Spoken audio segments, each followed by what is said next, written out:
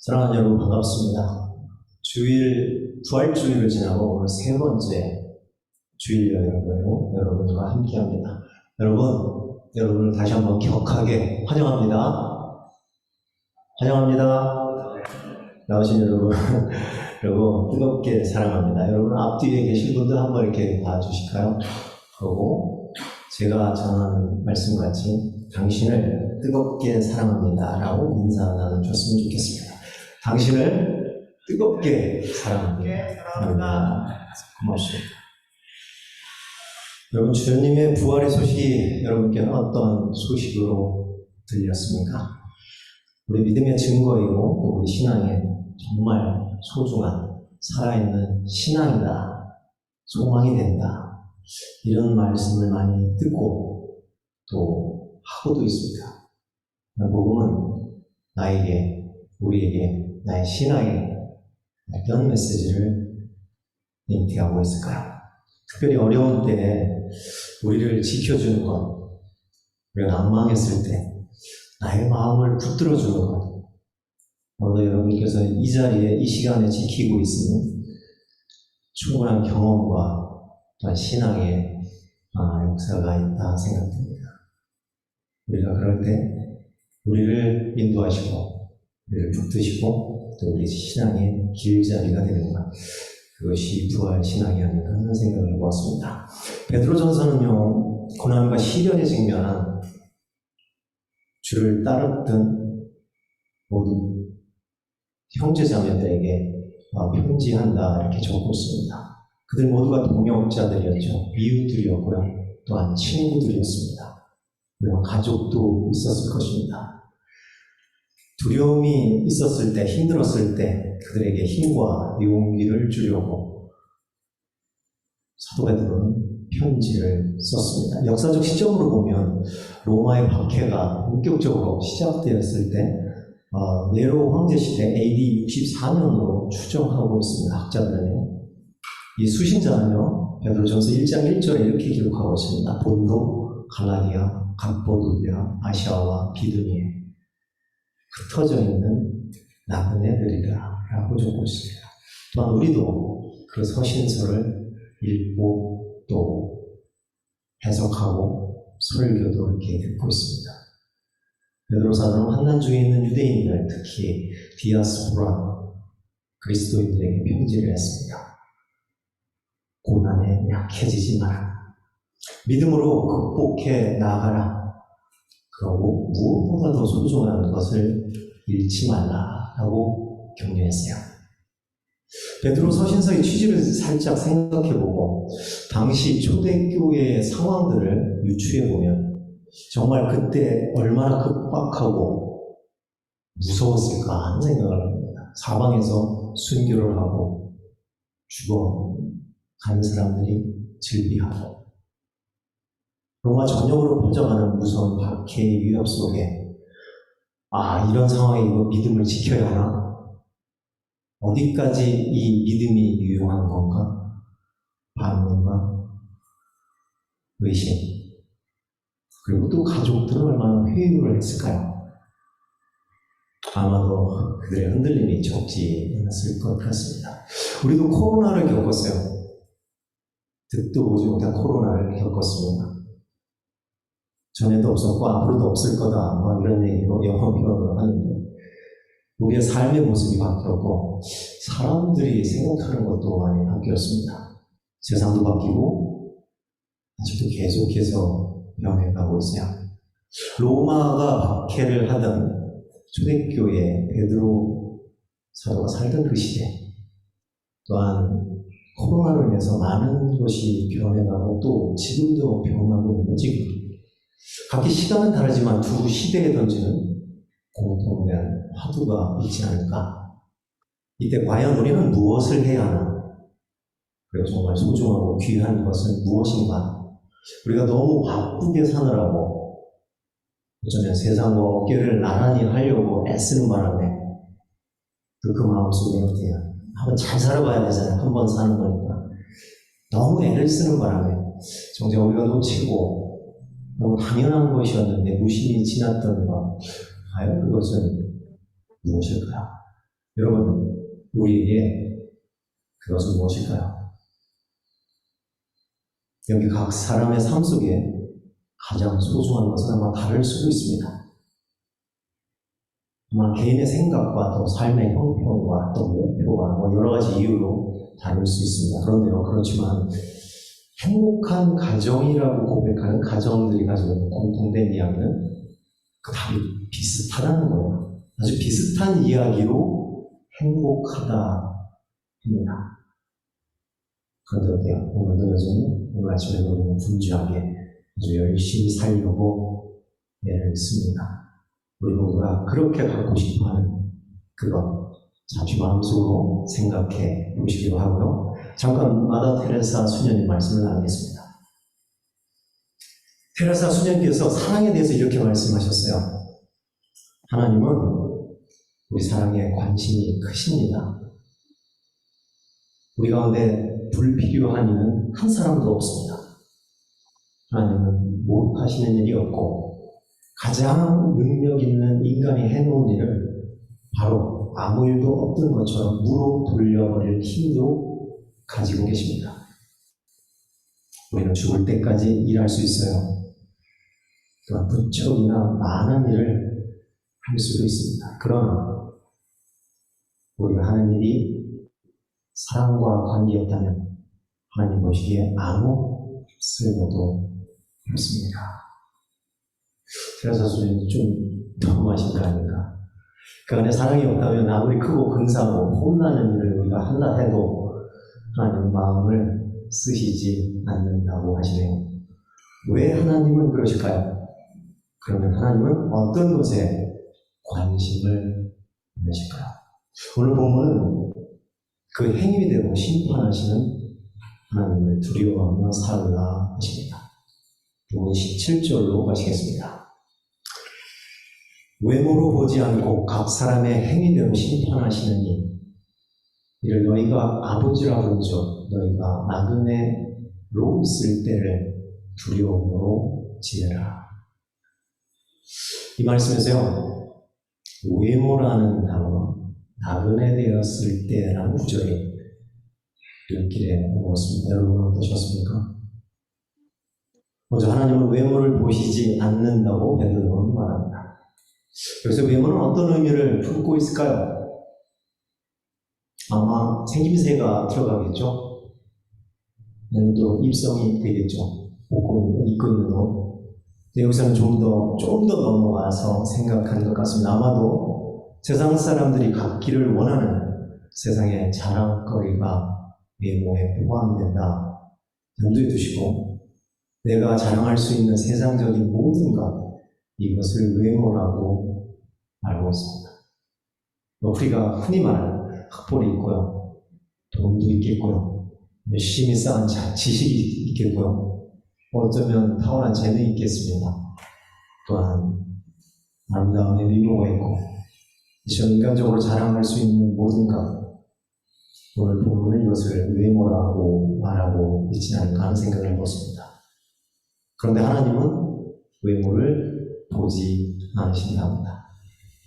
그렇죠. 오늘같이 우리가 예배를 드리는 때 우리는 예배에 최선의 예의를 갖추어야 함을 또한 기억합니다. 우리 몸과 마음을 준비하는 것, 하나님을 예배하는 이 시간에 하나님을 경외하는 우리의 마음의 적극적 표현을 있습니다. 그렇다면 우리가 최선을 다해서 외모를 가꾸는 것은 어떨까요?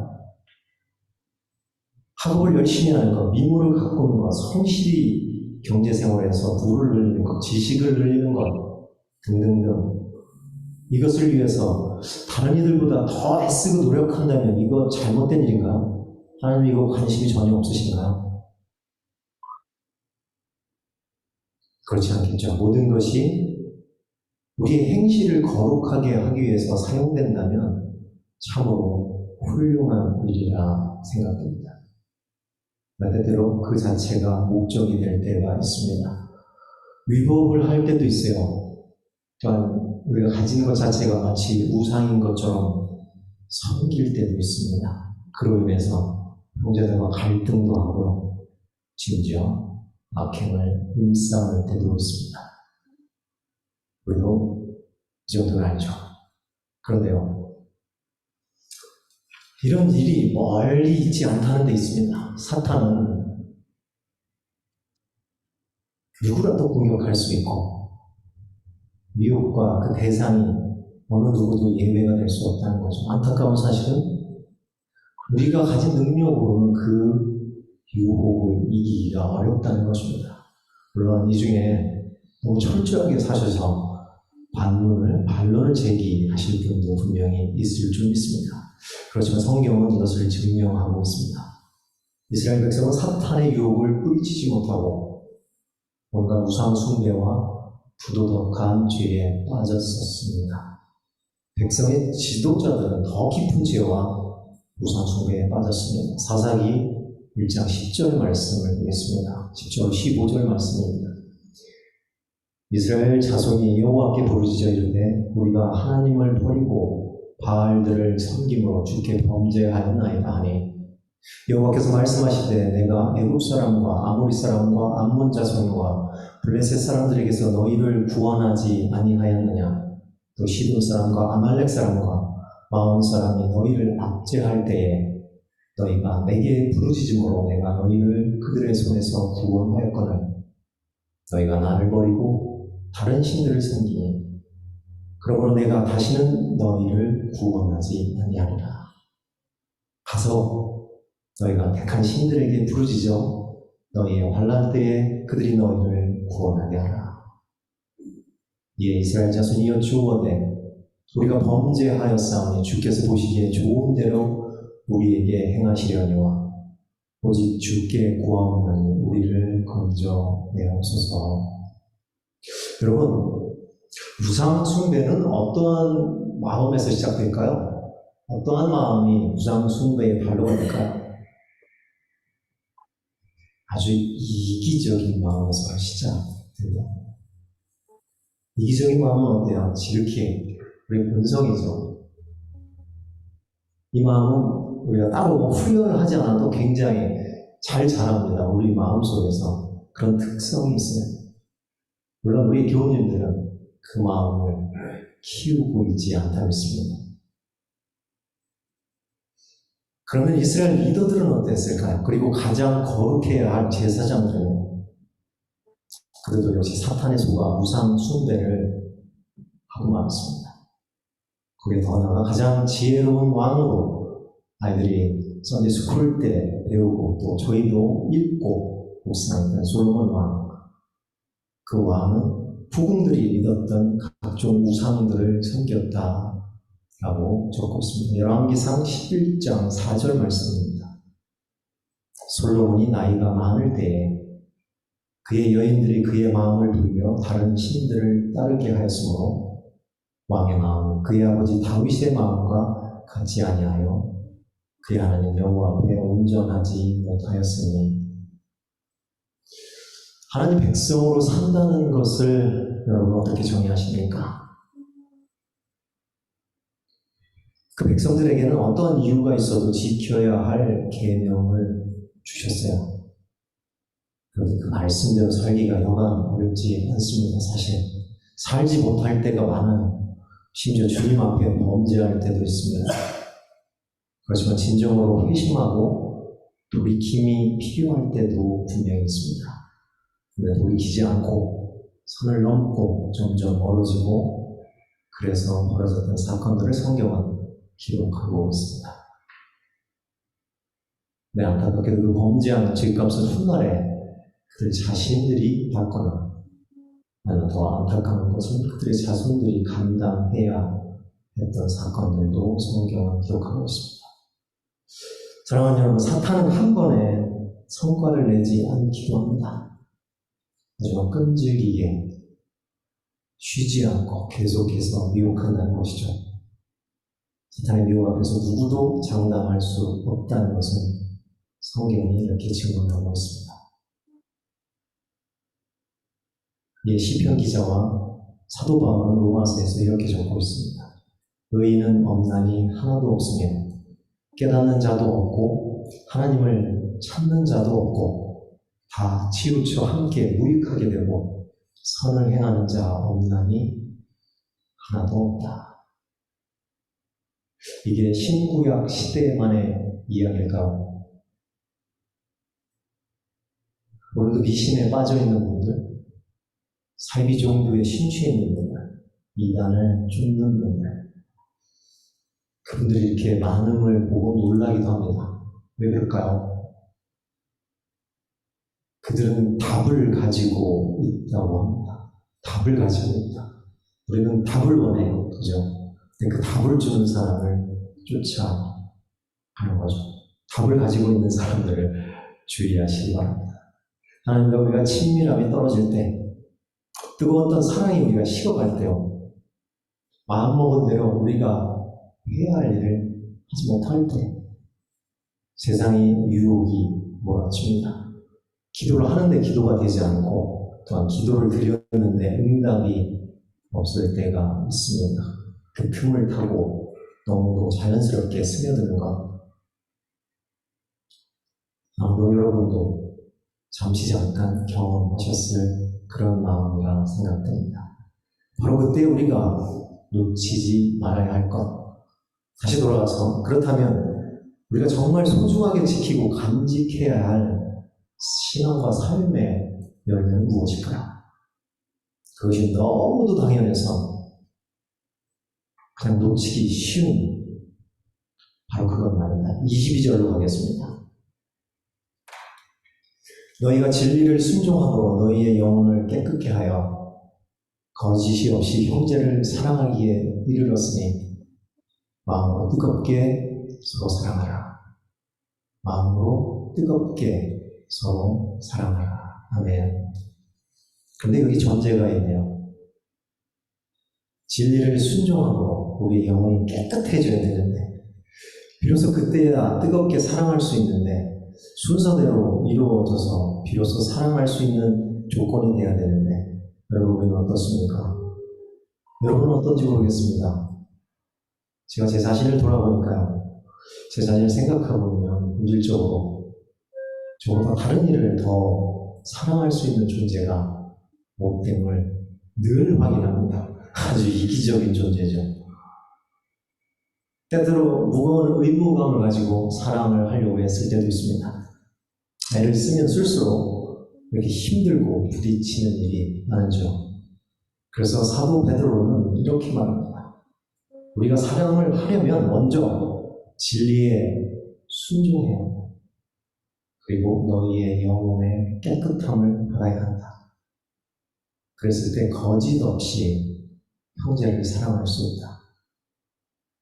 예수님의 말씀이 먼저 오고 또 그 말씀에 순종하고, 그러면서 우리의 영혼이 맑아진 후에 비로소 우리는 누군가를 사랑할 수 있는 그런 존재로 변화된다 하는 말씀으로 봤습니다. 내가 내 마음대로 사랑하는 그 사랑이 아니라 하나님께서 주시는 말씀의 능력 안에서 변화된 사람이 맑은 영혼으로 주께서 주신 힘으로 누군가를 사랑하는 진정한 사랑. 우리가 그런 사람이 되었을 때 우리는 비로소 상대방의 삶을 볼 수 있게 됩니다. 그가 무엇이 필요한지에 관심을 갖게 되죠. 그러면 내가 무엇을 그에게 해줘야 되는지를 알게 되죠. 이것이 참 사랑이고 이 사랑은 우리에게 평안을 가져다 준다 했습니다. 오늘 성경 말씀합니다. 겸손하게 너희의 마음의 허리를 동이라. 진리에 순종함으로 영혼을 깨끗게 하라. 그러면 우리가 마음을 다해 누군가를 사랑할 그런 존재로 태어난다. 사랑하는 여러분, 여러분의 외모를 성장시키는 일에 열심을 다하셔도 좋습니다.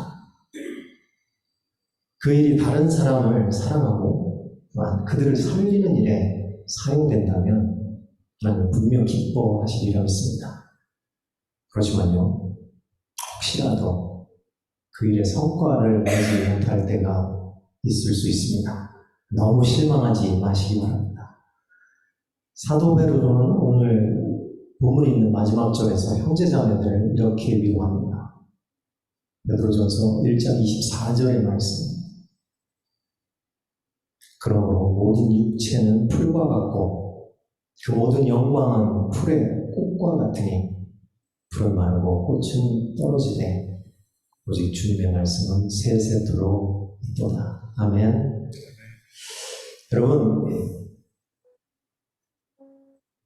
여러분 지금 삶은 어떠십니까?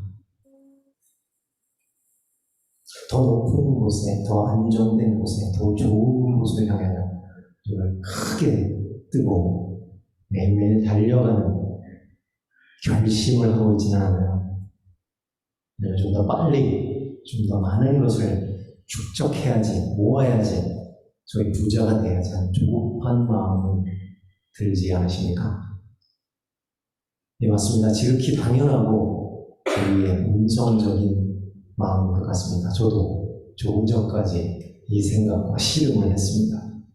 하지만 사랑하는 여러분, 우리의 외모가 그리 만족스럽지 못해도 실망하지 마시기 바랍니다. 내가 누구인가 보다, 내가 누구로 보이나 보다 더 중요한 건 내가 지금 어디에 있는가를 살펴보아야 할 때를 우리는 살고 있다 생각합니다. 여러분 그거 아세요? 사람은 딱 두 종류로 나누어진다고 합니다. 하나는 주 안에 있는 사람,